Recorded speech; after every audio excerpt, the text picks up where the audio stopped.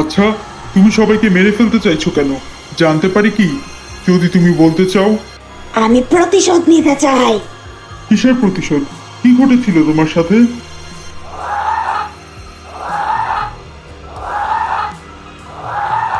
অতৃপ্ত আত্মাটি চলে যায় অনেক বছর আগের অতীতে।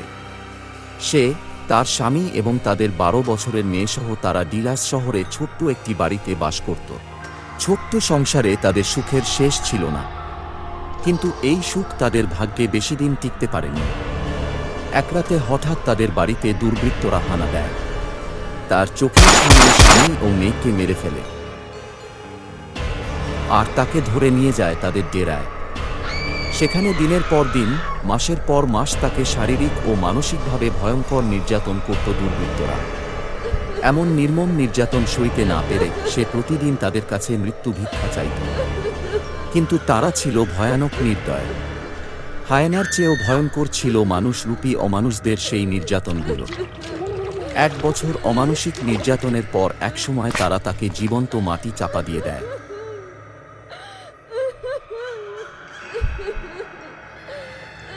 মাটির নিচে ধুঁকে ধুঁকে জীবন ও মৃত্যুর মাঝামাঝি একটি অবস্থায় চলে যায়। তারপর দীর্ঘ ঘুমের পর একসময় হঠাৎ জেগে দেখে সে বেঁচে আছে। কিন্তু মাটি খোদাই ছাড়াই নিচ থেকে উঠে এসে বুঝতে পারে আসলে সে বেঁচে নেই। এখন তার হারাবার অথবা পাওয়ার কিছুই নেই।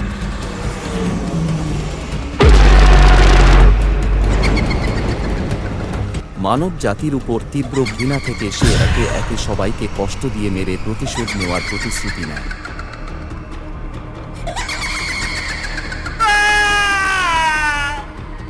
ভয়ানক অন্যায় হয়েছে তোমার সাথে, কিন্তু তুমি অমানুষের প্রতিশোধ নিরীহ মানুষদের উপর কেন নিচ্ছ?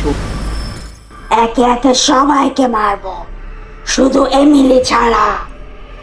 আমি যদি ওই লোকদের তোমার কাছে নিয়ে আসি, তবে কি তুমি সবাইকে ছেড়ে দেবে? তুমি ওদেরকে কোথায় পাবে? আমি ওদের চিনি, যদিও ওদের এখন বেশ বয়স হয়ে গিয়েছে। তুমি দেখলে এখন নাও চিনতে পারো। আমার চেনার প্রয়োজন নেই, আমি শুধু প্রতিশোধ চাই। ঠিক আছে, আমাকে 2 দিন সময় দাও আর এমিলিকে ছেড়ে দাও। আমি কথা দিচ্ছি, ঠিক 2 দিন পর ওদেরকে তোমার কাছে নিয়ে আসবো। আর যদি না আনতে পারো তবে? তবে তুমি আমাকে মেরে ফেলো, তবু প্লিজ এমিলি আর আমার স্ত্রীর কিছু করো না। আর এই 2 দিন তুমি এখানেই প্রতিশোধ নেওয়ার জন্য অপেক্ষা করবে, আর কোনো দিকে যাবে না। রবার্ট, লিলি এবং এমিলিকে নিয়ে বাড়িতে চলে আসে। 2 দিন পর রাতের অন্ধকারে রবার্ট 6টি মূর্তি তৈরি করে অতৃপ্ত আত্মাটির কাছে নিয়ে গেলে সে মূর্তিগুলোকে তার উপর নির্যাতনকারী ভেবে রাগ, ক্ষোভ, কষ্ট সব ছেড়ে দেয় মূর্তিগুলোর উপর।